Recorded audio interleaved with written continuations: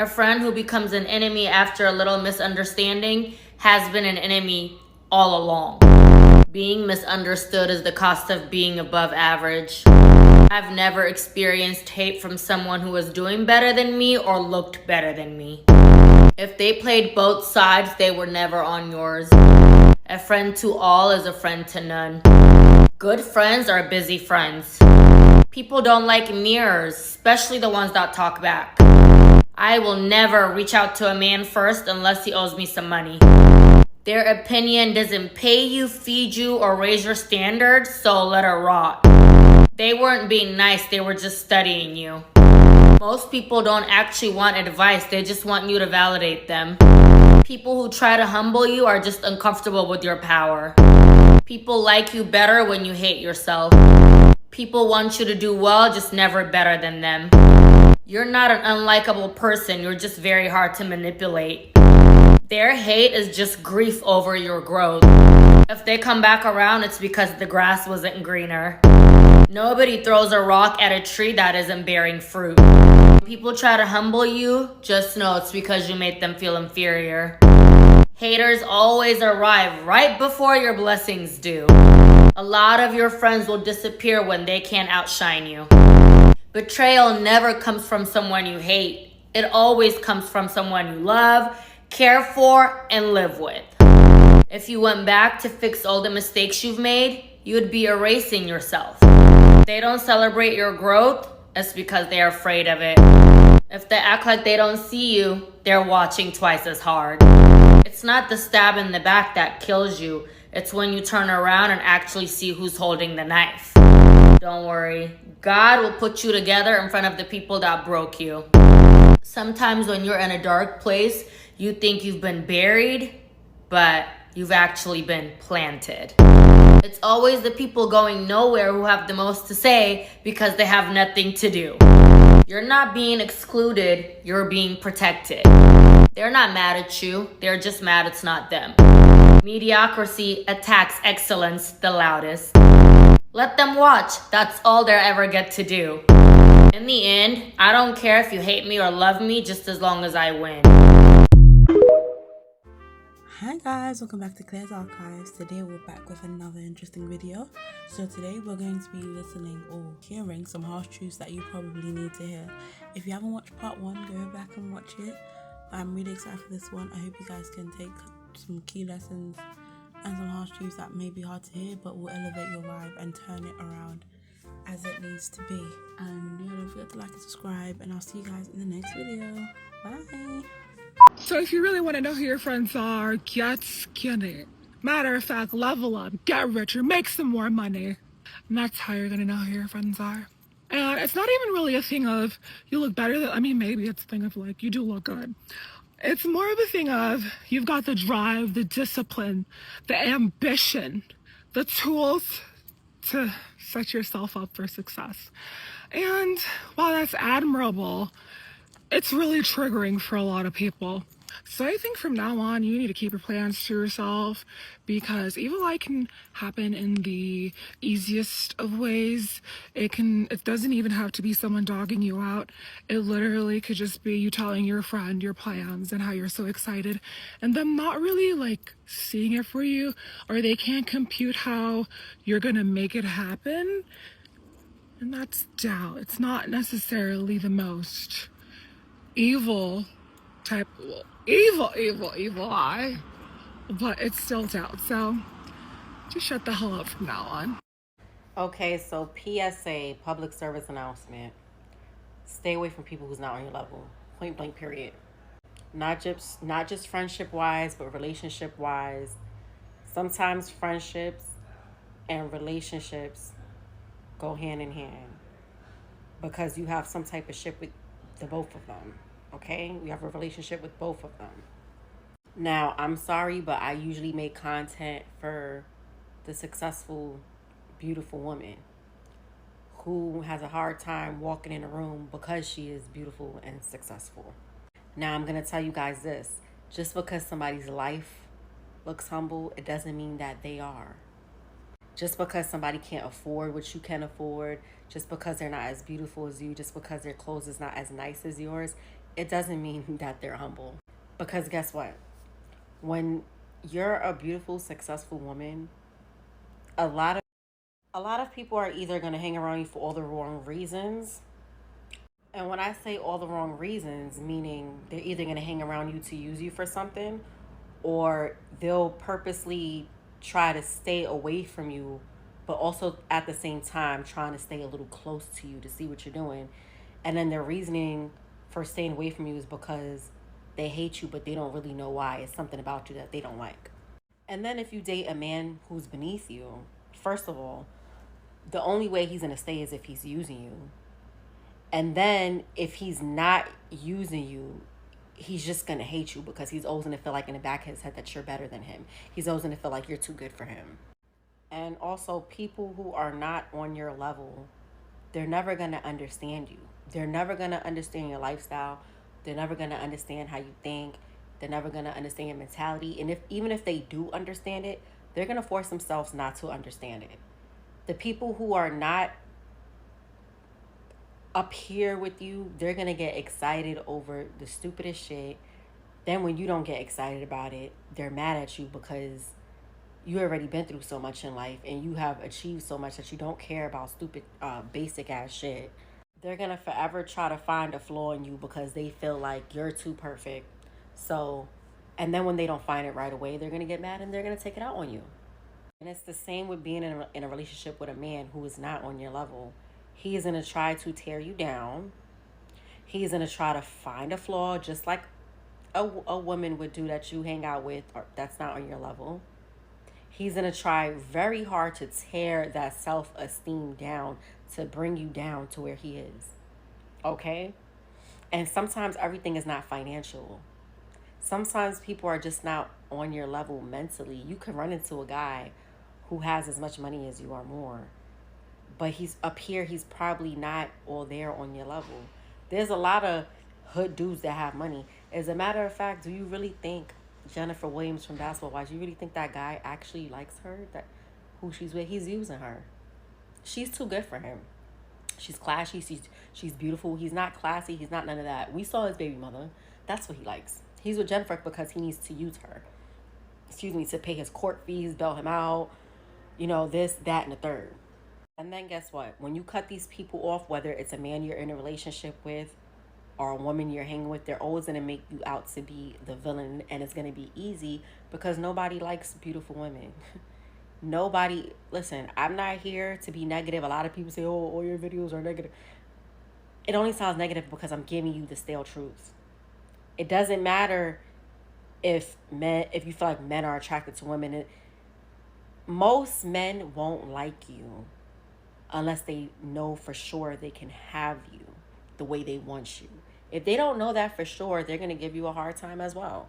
But listen to me when I say your biggest downfall is always going to be hanging around someone who's not on your level or being in a relationship with a man who's not on your level. There are some people who have friends that they've been friends with since like childhood friends, and they made it really far, and their childhood friend didn't make it as far as them, but their childhood friend still loves them, still supports them. But guess what? That's rare. That is very, very, very rare. When you make it far, the first person that wants to tear you down and hate on you is going to be the people you met in your childhood. Okay? So that's, one example. The other thing people do who are not on your level is they have to make it seem like everything you say is offensive to them. Any little thing you say offends them. So they're going to stress you out mentally, and they're going to have you think that you're the monster. You're trifling. You think you're better than everybody. You hang around people like that, you're never going to be at peace when you hang out with someone who's beneath you. You need to hang out with somebody who's on your level or someone who's doing better than you so that you can keep on striving. Never hang out with someone who's beneath you. Then before I go, sometimes you'll find a man, like I said, money is not always mentality. You'll find a man who has more money than you that's willing to take care of you. But up here, he's not all there. And he'll hate you because he feels like you're perfect. And that's what attracted him to you in the first place. But then when he gets to know you, he can't believe it. He can't believe that you have this going on, that going on. You're beautiful, you're smart, you have your own money, you could cook, you could clean that. He can't believe that. So he has to mentally tear you down. And this is why you must keep yourself around people who are mentally on your level, financially on your level, all types of levels. They have to be on the same as you and according as you, or they will stress you out and they will take your peace away. Favored people will usually have an alliance against them. Listen, thanks to God, so often in my journey in ministry, I hear people saying, well, so and so must have done what everybody is accusing them of because everybody wouldn't be saying the same thing. Well, I've got news for you. When you are favored, everybody will say the same thing if they've agreed to come against you. Let's go to the book of Daniel. In the book of Daniel, the Bible is clear that 119 people with power, position, and rulership all agreed to come up against Daniel. Why? Because they were jealous of him. When you look at Joseph's brothers, they all agreed to come up against Joseph. Why? Because they were jealous of him. The list goes on. When you are favored, you must understand that very often you will be outnumbered, but outnumbered does not have to mean overpowered. Don't let that go over your head. And to the people sitting on the sideline saying, well, everybody ain't lying. You better seek God and stop going by what things look like, because just because things look a particular way, it doesn't mean that that's exactly how they are. People can have many people against them and still be in the right. So favored people, hang on in there. Just because there's an allegiance, an alliance against you does not mean God is not for you. Be blessed. People will antagonize you and then get mad at you for not acting out in the way that they envisioned that you would. They will literally sit behind the scenes and be like, oh yeah, this the one right here. Oh yeah, she about to get out of character about this one. And then when you don't, or you don't even acknowledge it, they get furious. Because why aren't you mad? You're not going to respond to my sneak diss? And like I said, when you don't acknowledge it or you act oblivious to it, they get so mad because in their mind, they're like, damn, did I not do enough? Let me try something else. And then when you don't acknowledge that, they just start crashing out. It's actually quite entertaining to observe. I know a lot of people's first response to when someone does something to them or they sneak diss them or they just doing some little weird funny shit is to address it or make it known that you feel some type of way. And a lot of times the sneak diss or whatever it is that they're doing to try to get under your skin is not the ultimate goal. The ultimate goal for them is to see you act out of character. They want to see you get mad. They want to know that they've gotten under your skin. They want to see it in action for themselves. And when you don't give them that, it's like they turn on themselves. Fucking weirdo. It's like how they say don't respond to everything sent to destroy your peace. That's pretty much what it is. They're just trying to destroy your peace. Don't even give them the satisfaction. It's gone, leave it in the past. Unless it's trying to send you a check, okay? If the past ain't coming back with some money, turn around and keep moving forward. That's the best thing I can tell y'all. Who cares if you missed an opportunity? You chose to miss it. That was your decision. Now let's see what's in your future. Let's see what else you can get, you know?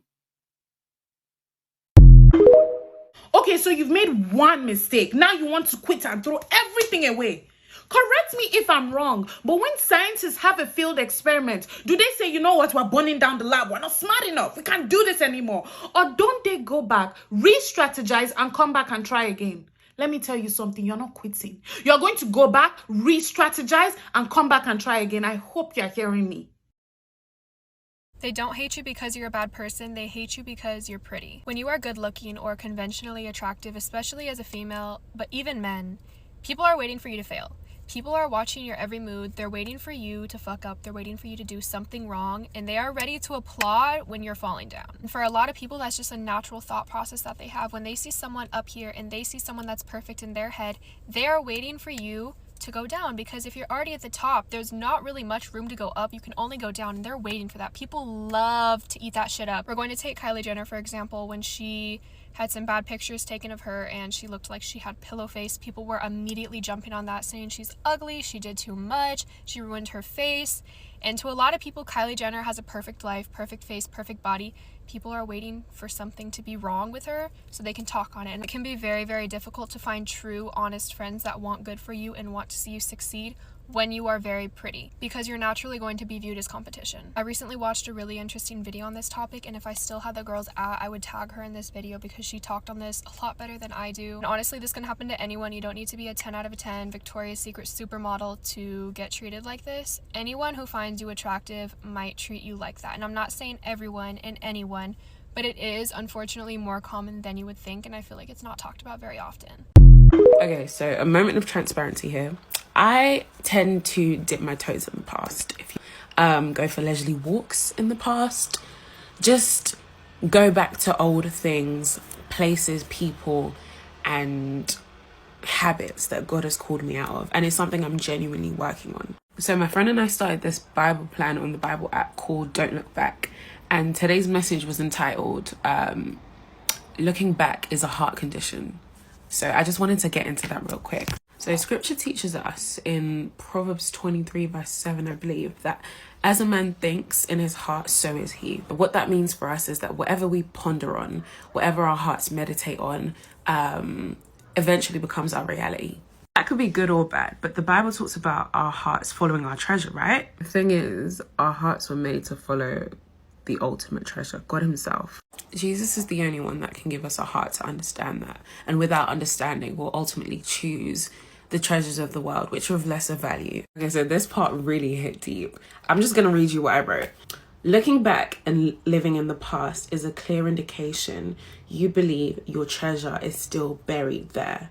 For example, Lot's wife, if you don't know the story, Genesis, I believe, there were two cities, Sodom and Gomorrah. They were living in complete sin and destruction, and essentially God had to wipe it out completely. He sent fire and brimstone, but because of the praise of Abraham, God saved Lot's family. But he gave them this one instruction. He said, do not look behind you or stay anywhere in the plain. And that's in Genesis 19 verse 17. Seems so simple, right? If you were given the escape from destruction like that, and all you had to do is run and not look back, you're probably thinking like, yeah, I just go, right? But a lot of us fall into Lot's wife's category, so enamored by the past and by like past experiences, our glory days, the best days, not realizing that the best days are still ahead of us. Like the only person that can outdo God is God himself. And as the Bible tells it, she looked back and she was turned into a pillar of salt. What can we learn from this? The truth about looking back and going back to places and things and people that God has called you and delivered you from is that it will literally drain the life out of you. God is so merciful and faithful that he provides a way out for us before we're met with destruction. My prayer for us all is that the Holy Spirit will help us leave the past behind in order to embrace the promises and the future that he has for us. And what that looks like practically is you being willing to cut off the ties that are holding you back there. And you know what that looks like. You know what that looks like. You just need to do it, really.